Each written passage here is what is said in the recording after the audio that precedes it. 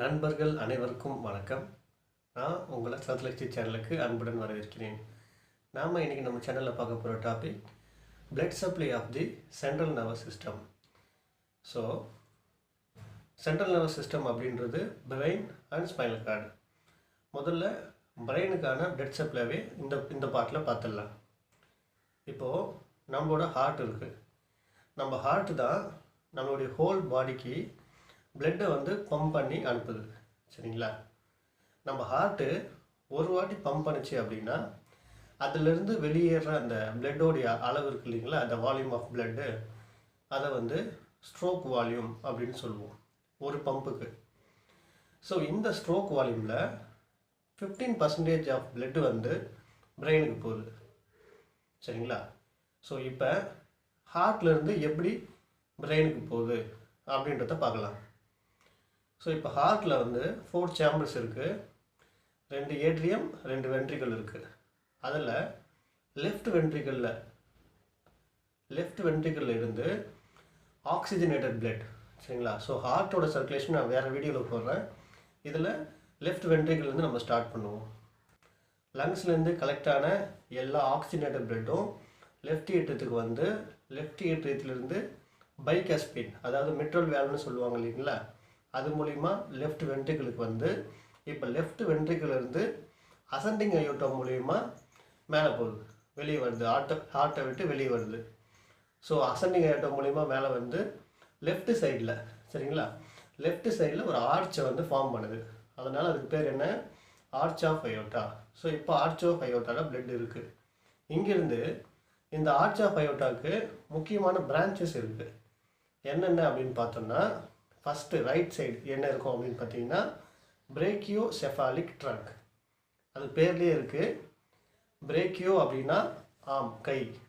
Cephalic அப்படின்னா தலை. So இது ஒரு ட்ரங்க்கு. இது கைக்கும் சப்ளை பண்ணுது, தலைக்கும் சப்ளை பண்ணுது.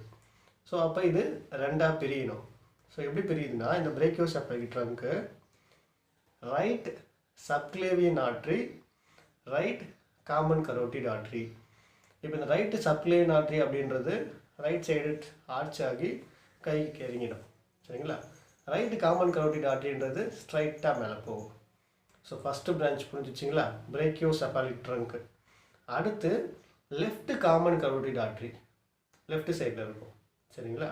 ஸ்ட்ரைட்டாக மேலே போகும். அடுத்து லெஃப்ட் சப்க்ளேவியன் ஆர்ட்ரி லெஃப்ட் கைக்கு கீழே இறங்கும்.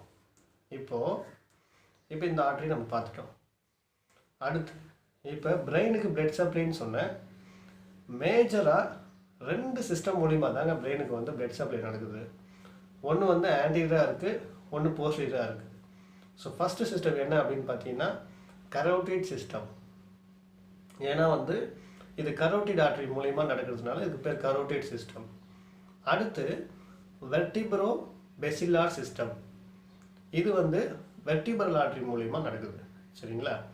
சரி, முதல்ல இந்த வெர்டிப்ரோ பெசிலார் சிஸ்டம் எப்படி இந்த பிரெயினை என்ட்ரு பண்ணுது, எப்படிலாம் போகுது, அதோடைய வழி என்னென்ன வழியாக போகுது அப்படின்றத பார்க்கலாம். ஸோ ஃபஸ்ட்டு நம்ம இந்த branches of arch of aorta வரைக்கும் பார்த்துட்டோம். சரிங்களா? இதில் சப்க்ளேவியன் ஆர்ட்ரின்னு ஒரு ஆர்ட்ரி சொன்னேன் இல்லைங்களா? இங்கே லெஃப்ட் சப்க்ளேவியன் ஆர்ட்ரி, இங்கே ரைட்டு சப்க்ளேவியன் ஆர்ட்ரி. இந்த சப்க்ளேவியன் ஆர்ட்ரிலிருந்து தான் வெர்டிபிரல் ஆர்ட்ரி பிரான்ச் ஆகுது, அதாவது அதிலிருந்து தான் வருது. ஸோ இந்த மாதிரி சப்க்ளேவியன் ஆர்ட்ரிலிருந்து வந்த அந்த வெர்டிபிரல் ஆர்ட்ரி ஸ்ட்ரைட்டாக மேலே போயிட்டு ஒன்று சேருது, அதாவது கிட்ட வருது. சரிங்களா? தட் மீன்ஸ் இது சுப்பீரியராக போகுது, மீடியலாக போகுது. அடுத்து இது எந்தத்துல போய் ரீச் ஆகுதுன்னு பார்த்தீங்கன்னா 6th சர்விக்கல் வெர்டிப்ரா கிட்ட போய் ரீச் ஆகுது. சரிங்களா? இப்போ இந்த 6th சர்விக்கல் வெர்டிப்ரா அப்படின்னு எடுத்திங்கன்னா என்ன இருக்கும்? நடுவில் கெனால் இருக்கும், இந்த பக்கம் ஒரு டிரான்ஸ்வர்ஸ் ப்ராசஸ் இருக்கும், அந்த பக்கம் ஒரு டிரான்ஸ்வர்ஸ் ப்ராசஸ் இருக்கும், பின்னாடி ஸ்பைனஸ் ப்ராசஸ் இருக்கும். இப்போ இந்த சர்விக்கல் வெர்டிப்ராக்கு உள்ள ஒரு சிறப்பான தன்மை என்ன அப்படின்னா, இதோடைய டிரான்ஸ்வர்ஸ் ப்ராசஸில் ஒரு ஃபொராமன் இருக்கும், ஒரு ஓப்பனிங் இருக்கும். ஸோ அதுக்கு பேர் தான் ஃபொராமன் டிரான்ஸ்வர்சோரியம். இது எல்லா சர்விக்கல் வெர்டிப்ராலையும் இருக்கும்.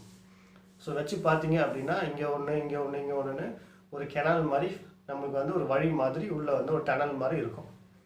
ஸோ இந்த வெர்டிப்ரா வந்து சொன்னேன் இல்லைங்களா, வெர்டிபிரல் ஆர்டரி சொன்னேன் இல்லைங்களா, இது என்ன பண்ணுது, சுப்பீரியராக மீடியலாக போய் 6th cervical வெர்டிபிராலிருந்து அந்த ஃபொராமன் டிரான்ஸோரியத்துக்குள்ளே போய் புகுந்து சுப்பீரியராக அசெண்ட் ஆகுது.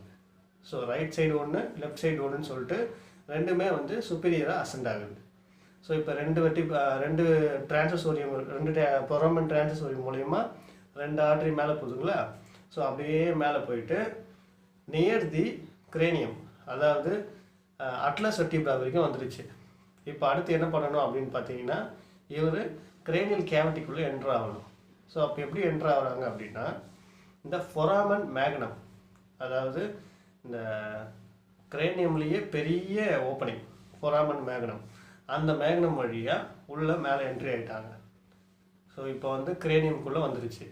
இப்போ என்ன பண்ணுது அப்படின்னு பார்த்தீங்கன்னா, இப்போ பிரெயினை வந்து டைரெக்டாக வந்து ரீச் பண்ண முடியாது.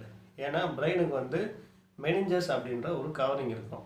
ஸோ வெளியே வந்து டியூரா மேட்டர், அதுக்கப்புறம் அரக்னாய்ட் மேட்டர், அதுக்கப்புறம் பையா மேட்டர், அப்புறம் தான் பிரெயின்.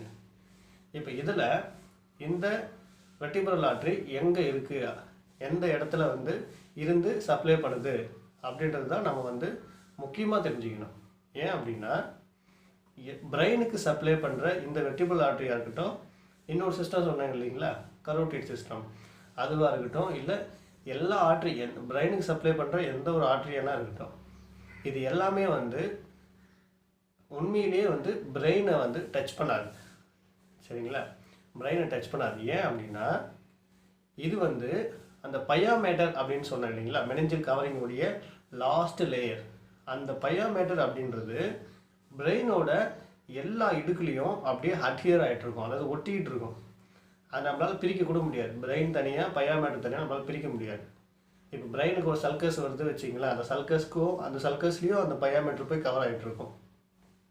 அதோடைய மேடு பள்ளம் எல்லா இடத்துலையும். ஸோ ஒரு இடம் விடாமல் அப்படியே ஒட்டிகிட்டு இருக்கும். பிரெயினை வந்து மவுல்டு பண்ணி ஒட்டினா எப்படி இருக்குமோ அந்த மாதிரி ஒட்டிகிட்டு இருக்கும்.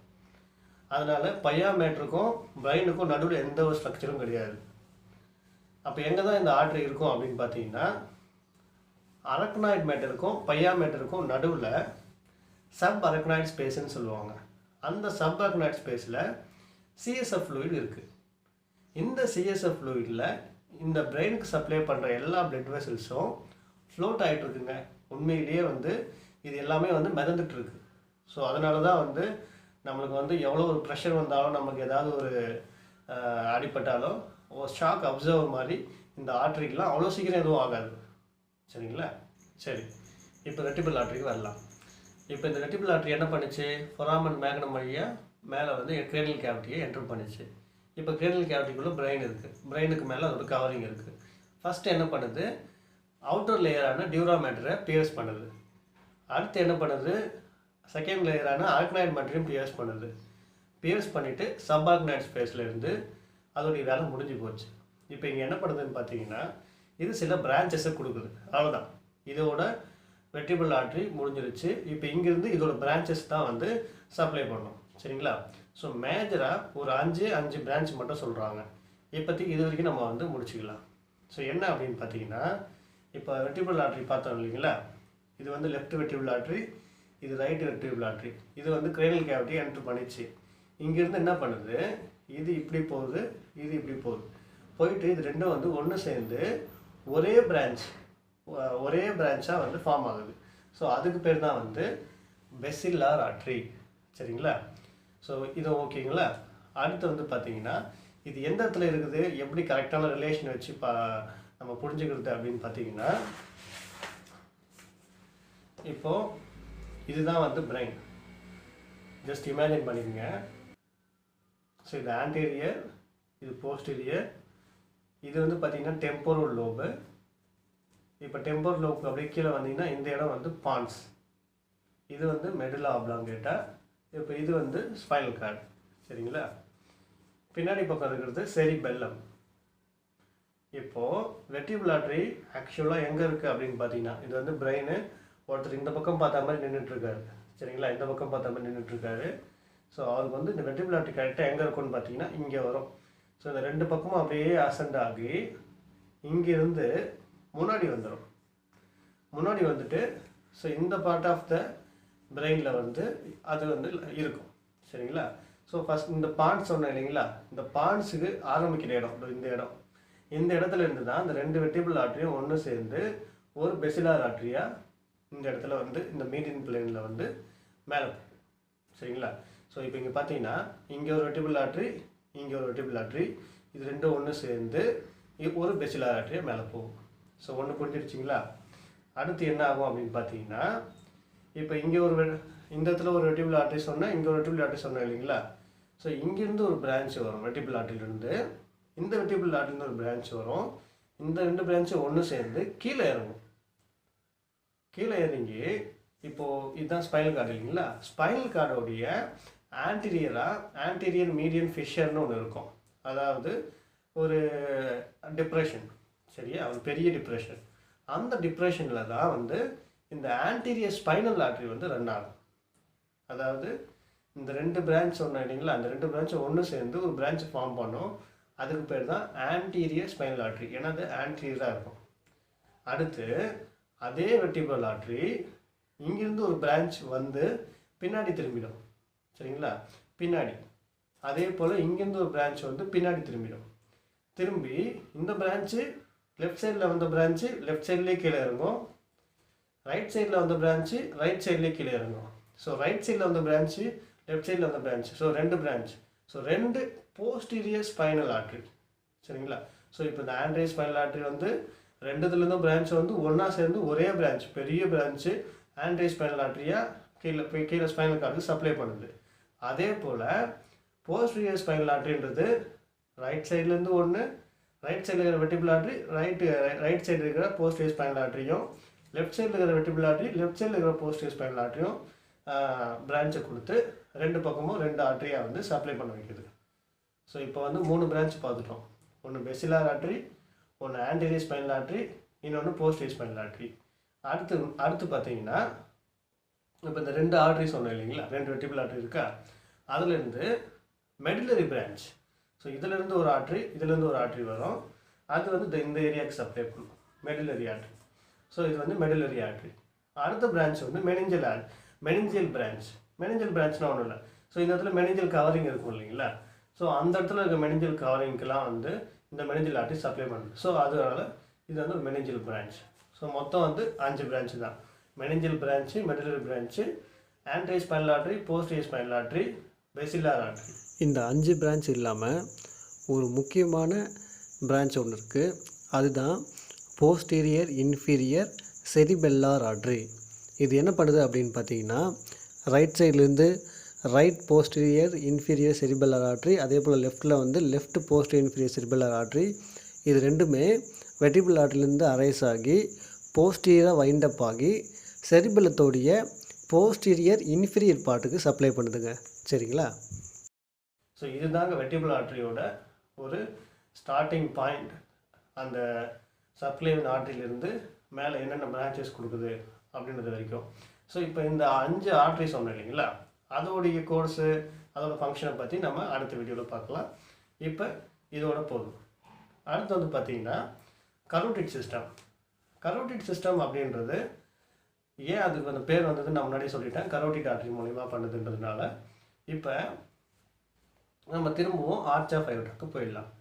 இந்த ஆர்ச் ஆஃப் அயோட்டாவில் நம்ம வந்து 2 மெயின் பிரான்ச் பார்த்தோம். ஒன்று காமன் கரோட்டிட், இன்னொன்று சப்க்ளேவியன்.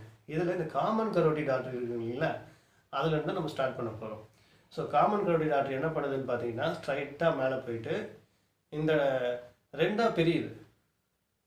என்னென்னு பிரியுது அப்படின்னு பார்த்தீங்கன்னா, external carotid artery, internal carotid artery அப்படின்னு பிரியுது. ஸோ 2 காமன் கரோட்டிட் ஆர்டரி மேலே போகும். இந்த 2 காமன் கரோட்டிட் ஆர்டரியும் 2 பிரான்ச்சாக பிரியும். ஒன்று எக்ஸ்டர்னல், ஒன்று வந்து இன்டர்னல். சரிங்களா? இதில் வந்து எக்ஸ்டர்னல் கரோட்டிட் ஆர்டரி வந்து பிரைடுக்கு சப்ளை பண்ணாது, அதனால் நம்ம அதை பற்றி பார்க்க தேவையில்ல. இப்போ நமக்கு தேவை இன்டர்னல் கரோட்டிட் ஆர்டரி. இந்த இன்டர்னல் கரோட்டிட் ஆர்டரி நேராக அசெண்ட் ஆகி மேலே போயிட்டு இது வந்து கிரேனியமை வந்து எப்படி ரீச் பண்ணுது அப்படின்னு பார்த்தீங்கன்னா, through the carotid canal. So carotid canal அப்படின்ற ஓப்பனிங் வந்து ரைட் சைடு ஒன்று இருக்கும், லெஃப்ட் சைடு ஒன்று இருக்கும். So right side internal carotid artery, அந்த பக்கமும் லெஃப்ட் சைடு வந்து அதோட கரஸ்பாண்ட் சைடு இருக்க கரோட்டிட் கெனால் வழியாக மேலே போகுது. சரிங்களா? மேலே போயிட்டு கரோட்டிட் கெனால் வழியாக போய் அங்கேருந்து ஃபொராமன் லசீரம் அப்படின்ற ஒரு ஃபொராமன் இருக்கும், அதோடைய அப்பர் பார்ட்லேயும் போய் உள்ளே என்ட்ரு ஆகுது.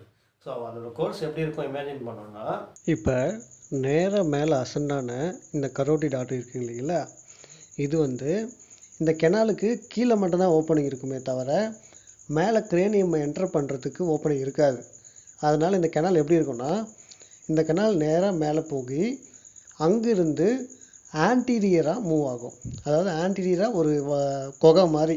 சரிங்களா? அந்த குகையில் வந்து மேலே போகிறோம், மேலே போகிறதுக்கு இதுக்கு மேலே இடம் கிடையாது. இந்த குகை வந்து இப்போ ஆன்டீரியராக போகுது, ஃபார்வேர்டாக. ஸோ இப்போ கரோட்டிட் ஆர்டரியும் இன்டர்னல் கரோட்டிட் ஆர்டரியும் ஃபார்வேர்டாக மூவ் ஆகுது. அப்படி மூவ் ஆகும்போது ஒரு பெரிய ஓப்பனிங் இருக்குது, அதுதான் வந்து ஃபொராமன் லசீரம். சரிங்களா? ஏன் இதுக்கு ஃபொராமன் லசீரம்னு பேர் வச்சாங்கன்னா, லசிரேட்டட் ஃபொராமன். அதாவது அது ஒரு ஷேப்பாக இருக்காது, அங்கங்கே கொஞ்சம் கிரிசலாக இருக்க மாதிரி இருக்கும். அதனால் அதுக்கு பேர் லசீரம், ஃபொராமன் லசீரம்னு சொல்லிட்டு பேர். இப்போ இந்த ஃபொராமன் லசீரம் வழியாக என்ன ஆகுதுன்னு பார்த்தீங்கன்னா, திரும்ப சுப்பீரியராக அசெண்ட் ஆகி மிடில் கிரேனியல் ஃபோஸாவை இது என்ட்ரி பண்ணிடுச்சு. ஸோ கீழேருந்து வரும்போது கரோட்டிட் கெனால் வழியாக உள்ளே போய் அங்கேருந்து ஆன்டீரியராக திரும்ப ஃபொராமன் லசீரம் வழியாக சுப்பீரியராக மேலே என்ட்ரு ஆகி மிடில் கிரேனியல் ஃபோஸாவை இது என்ட்ரு பண்ணிடுச்சு. இப்போ இங்கே பிரெயின் இருக்குதுன்னு வச்சுக்கோங்க, டைரெக்டாக நம்ம பிரெயினை ரீச் பண்ண முடியாது.